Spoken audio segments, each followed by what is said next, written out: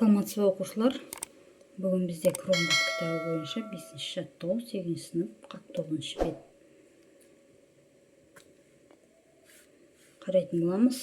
Яғни бізде бірінші тапсырмасы бірінші есебінде график берілген, және соны жазу керек.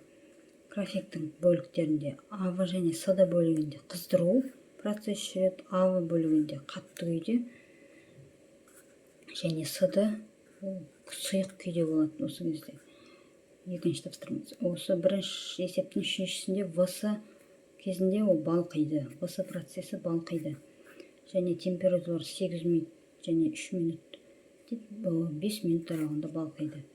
Келесі 4-ші тапсырмасы температурасы 100 Цельсий градуста болады. 5-ші тапсырмасында қандай зат? Яғни күміс, яғни балқу температурасы, яғни күміс 960 Цельсий градуста балқиды. Яғни біздегі затымыз күміс болып табылады. Екінші есебі 16-шы сурет бойынша. Бұнда да график бойынша АВ салқындау процесс жүреді. ВС бөлігінде қатаю, С бөлігінде салқындау процесс жүреді. Және қандай зат дейді? Жаңа күміс. Келесі үшінші есеп. Үшінші есебін қарастыратын болсақ, бізде график сызамыз. Бізде берілген Т нолевой 27 Цельсий градус берілген, Т 500 Цельсий градус және 327 және қанша 15 минут аралығында деп берілген.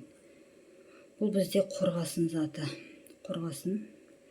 Енді графигін сызып алайық. Мынадай қылып 500-ге дейін және ортасында 327 және бастапқысы 27 болады, яғни нолевой. Және мұнда минутты Т1 минутын белгілейміз. 5 минут, 10 минут, 15 минут аралығы деп. Мұнда Цельсий градус жағын белгілейміз. Енді 27 Т нолевой 27 болғанда 327-ге дейін көтереміз. Яғни бұл АВ бөлігі және ВС бөлігі, С бөлігі әр 5 минут сайын.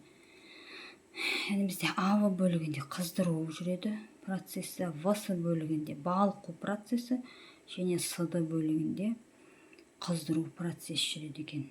Графигі осындай. Және бізде бұл қорғасын заты. Балалар, енді каналға тіркеліп, лайк басып, қолдау білдіріп кетіңіздер.